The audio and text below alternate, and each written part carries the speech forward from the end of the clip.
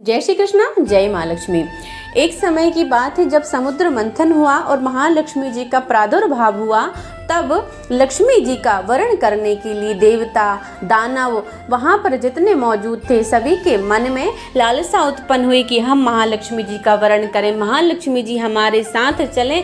परंतु महालक्ष्मी जी ने सबकी ओर तो देखा, परंतु श्री नारायण की ओर देखकर उनको माला अर्पण की और उनका वरण किया। क्योंकि हम तो चाहते हैं कि महालक्ष्मी जी हमारे घर पर रहें, उनकी कृपा हमारे ऊपर रहे, परंतु हमारे गुणधर्म को देखकर महालक्ष्मी जी हमारे घर में आती हैं। क्योंकि कहते हैं कि महालक्ष्मी जी को प्रसन्न करने के लिए अनेकानेक कर्म होते हैं और यदि उन कर्मों का हम नियम पूर्वक पालन करते हैं तो हमारे घर में श्री महालक्ष्मी जी का स्थायी वास होता है एवं उनकी हमारे ऊपर कृपा दृष्टि बनी रहती है। हमारे घर में धन संपत्ति सुख संपदा बनी रहती है। कहने का अर्थ यदि हम उनके अनुरूप चलें तो लक्ष्मी जी हमारे घर में जरूर ही वास करेंगी।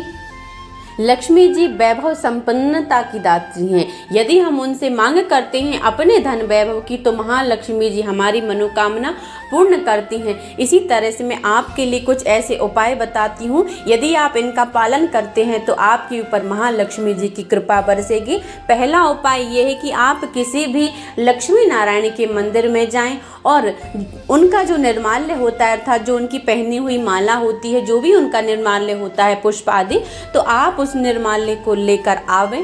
किसी भी दिन ला सकते हैं, आप उस निर्माल्य को लेकर आवे और सबसे महत्वपूर्ण बात कि उसको लाल कपड़े में एक खजाने के तौर पर अपनी तिजोरी में, अलमीरा में, कबर्ड में, जहां आपको उचित लगे आप वहां रखें।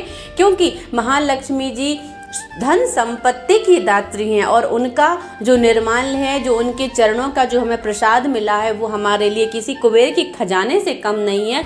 इसीलिए आप उसको अपनी तिजोरी में गुप्त रूप से रख दें और ऐसा करने से आपके यहाँ धन की वर्षा होगी, आपको चमत्कार देखने को मिलेंगे। आप इसको कर देखिए। दूसरा उपाय यह है कि जब आप प्रातः सुबह उठते हैं तो अपनी दैनिक क्रिया से निवृत्त हो जाइए। उसके बाद सर्वप्रथम एक दीपक जलाइए। दीपक जलाने के बाद उसको मुख्य द्वार पर रख दीजिए।